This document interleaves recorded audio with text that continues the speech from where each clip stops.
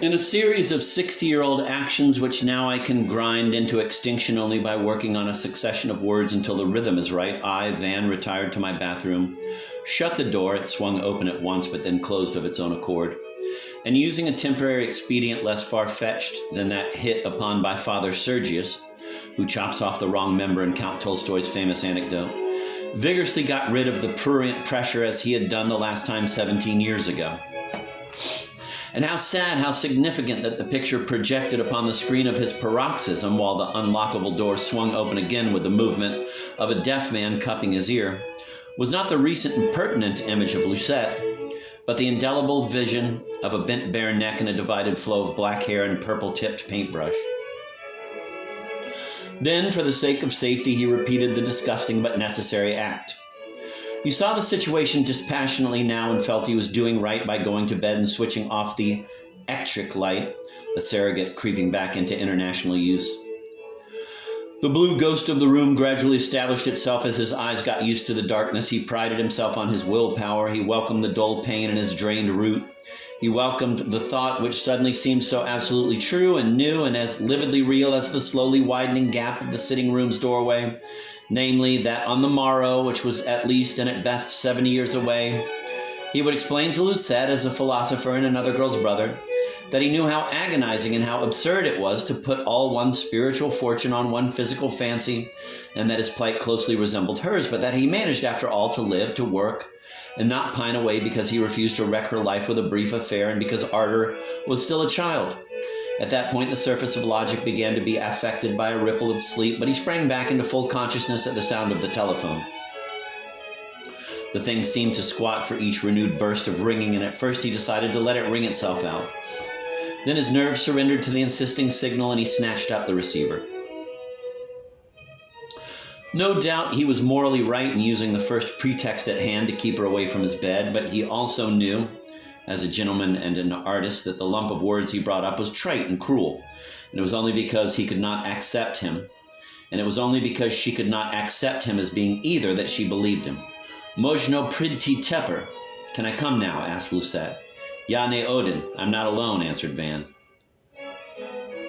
A small pause followed. Then she hung up. After he had stolen away, she had remained trapped between the cozy Robinsons.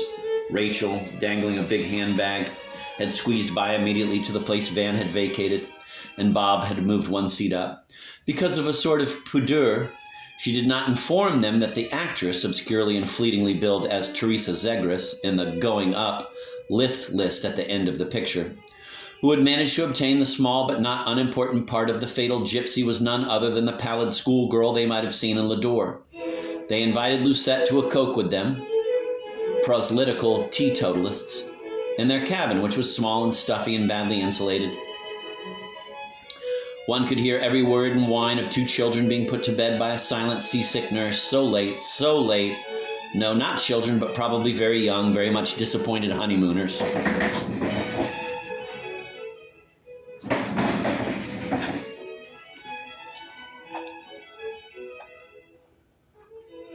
We understand, said Robert Robinson, going for another supply to his portable fridge. We understand perfectly that Dr. Veen is deeply immersed in his interesting work. Personally, I sometimes regret having retired, but do you think, Lucy, prosit, that he might accept to have dinner tomorrow with you and us and maybe another couple whom he'll certainly enjoy meeting? Shall Mrs. Robinson send him a formal invitation? Would you sign it too? I don't know, I'm very tired, she said, and the rock and roll are getting worse. I guess I'll go up to my hutch and take your quietus. Yes, by all means, let's have dinner. All of us. I really needed that lovely cold drink.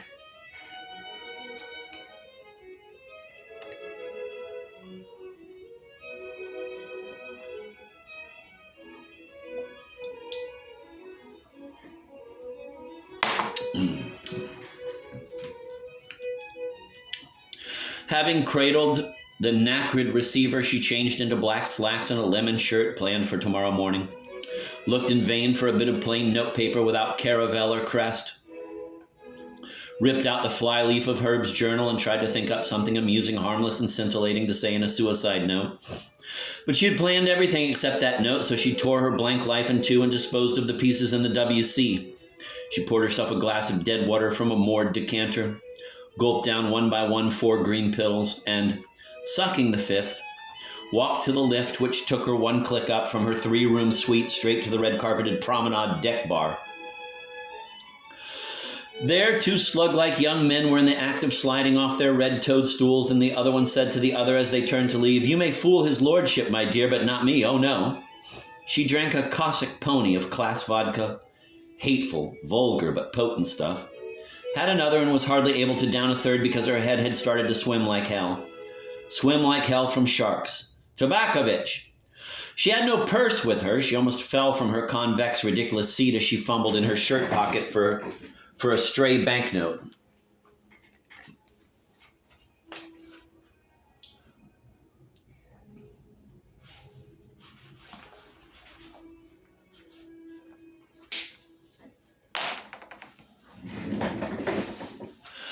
"Betty D," said Toby, the barman, with a fatherly smile, which she mistook for a leer. "Bedtime, miss," he repeated, and patted her ungloved hand. Lucette recoiled and forced herself to retort distinctly and haughtily, "Mr. Veen, my cousin, will pay you tomorrow and bash your false teeth in." 6, 7, no, more than that, about 10 steps up. Dix marches, legs and arms, dimanche, déjeuner, sur les herbes, tout le monde peut.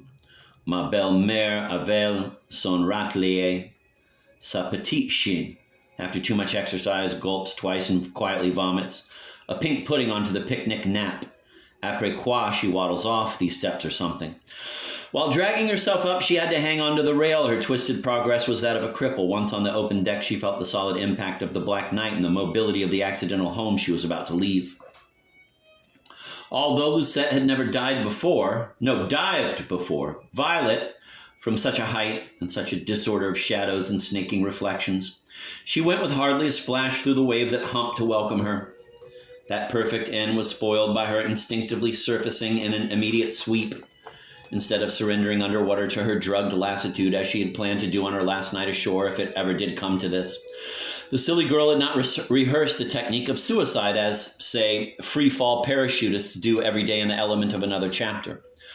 Owing to the tumultuous swell and her not being sure which way to peer through the spray and the darkness in her own tentacling hair, TACL, she could not make out the lights of the liner and easily imagined many-eyed bulk mightily receding in heartless triumph. Now I've lost my next note. Got it.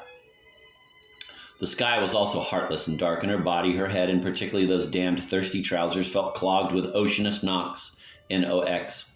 At every slap and splash of cold wild salt, she heaved with anise-flavored nausea, and there was an increasing number, numbness in her neck and arms. As she began losing track of herself, she thought it proper to inform a series of receding Lucettes, telling them to pass it on in a trick crystal regression, that what death amounted to was only a more complete assortment of the infinite fractions of solitude. She did not see her whole life flash before her as we all were afraid she might have done. The red rubber of a favorite doll remained safely decomposed among the myosotes of an unanalyzable brook. But she did see a few odds and ends as she swam like a dilettante to back off in a circle of brief panic and merciful torpor. She saw a pair of new Verford bedroom slippers, which Bridget had forgotten to pack. She saw Van wiping his mouth before answering and then, still withholding the answer, throwing his napkin on the table as they both got up. And she saw a girl with long black hair quickly bend in passing to clap her hands over a dactyl in a half-worn wreath.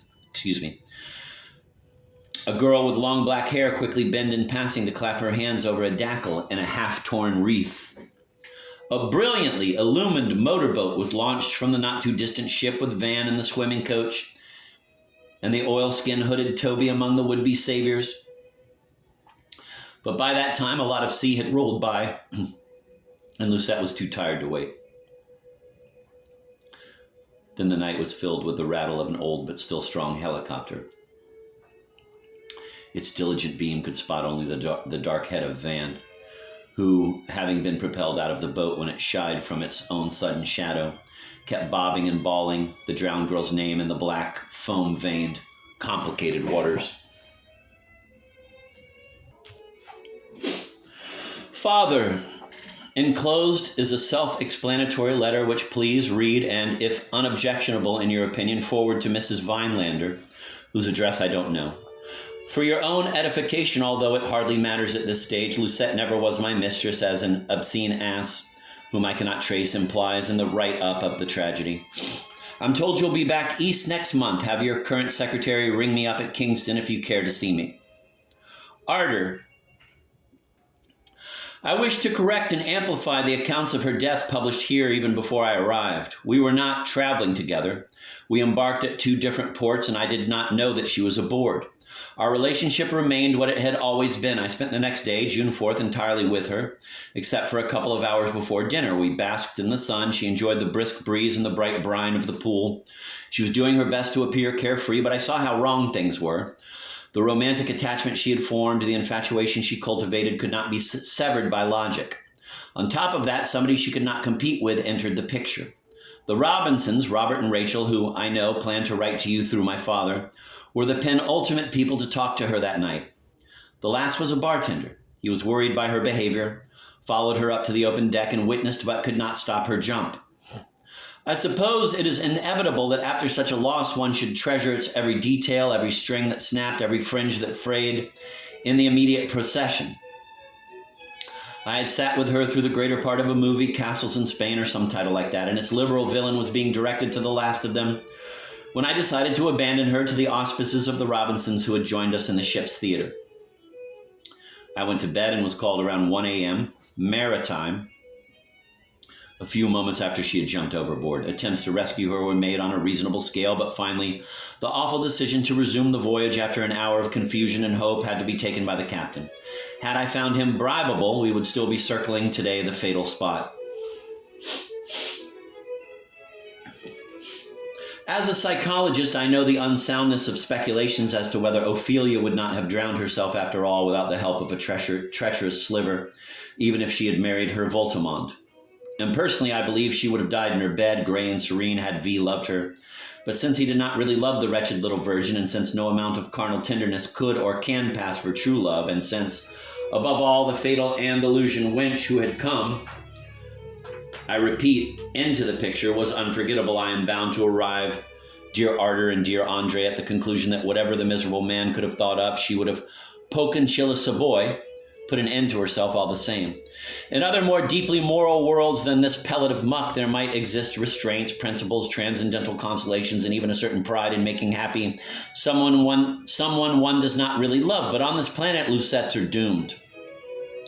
Some poor little things belonging to her, a cigarette case, a tulle evening frock, a book dog's-eared at French picnic, have had to be destroyed because they stared at me. I remain your obedient servant.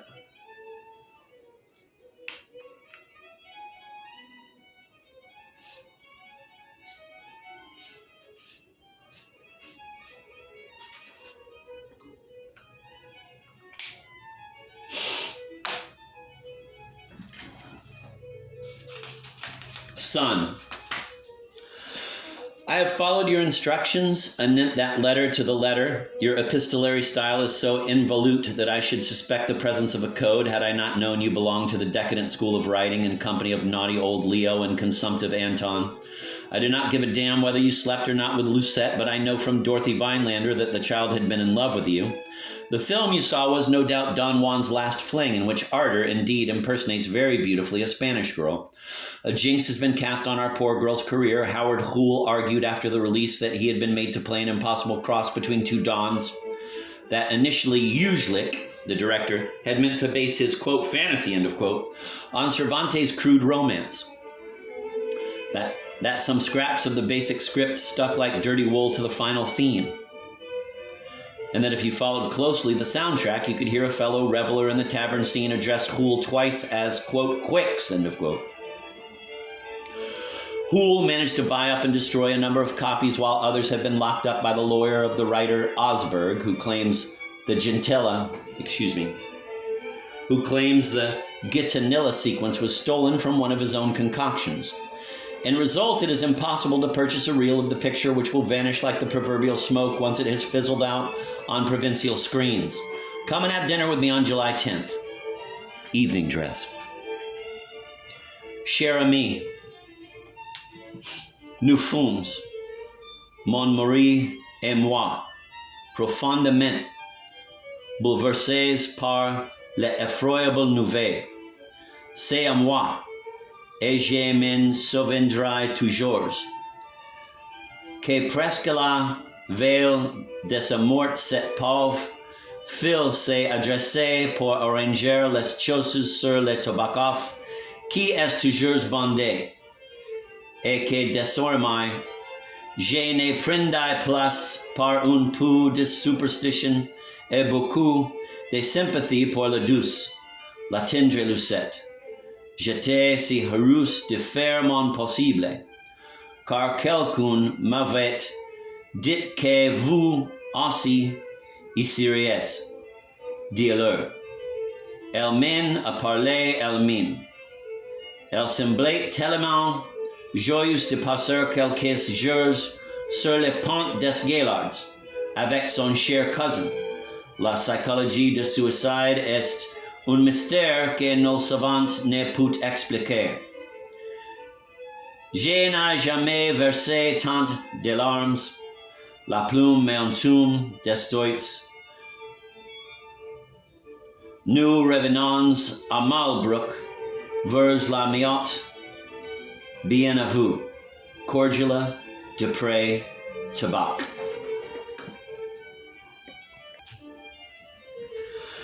Van, Andre and I were deeply moved by the additional data you provide in your dear, i.e. insufficiently stamped letter. We had already received through Mr. Grombachevsky a note from the Robinsons who cannot forgive themselves, poor, well-meaning friends, for giving her that seasickness medicine, an overdose of which, topped by liquor, must have impaired her capacity to survive.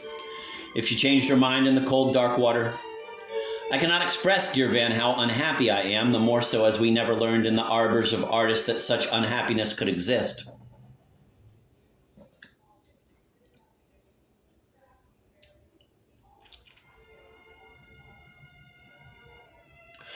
My only love, this letter will never be posted. It will lie in a steel box buried under a cypress in the garden of Villa Armina, and when it turns up by chance half a millennium hence, nobody will know who wrote it and for whom it was meant. It would not have been written at all if your last line, your cry of unhappiness, were not my cry of triumph. The burden of that excitement must be... The rest of the sentence was found to be obliterated by a rusty stain when the box was dug up in 1928. The letter continues as follows. Back in the States, I started upon a singular quest.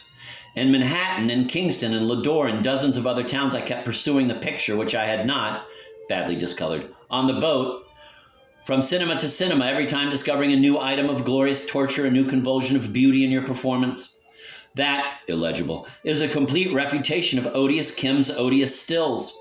Artistically and aphrodisiacally, the best moment is one of the last, when you follow barefoot the Don who walks down a marble gallery to his doom, to the scaffold of Donna Anya's black-curtained bed, around which you flutter my Zegris butterfly, straightening a comically drooping candle, whispering delightful but futile instructions into the frowning lady's ear, and then peering over that Mauresque screen and suddenly dissolving in such natural laughter, helpless and lovely that one wonders if any art could do without that erotic gasp of schoolgirl mirth. And to think, Spanish orange tip, that all in your magic gambol lasted but 11 minutes of stopwatch time in patches of 2 or 3 minute scenes.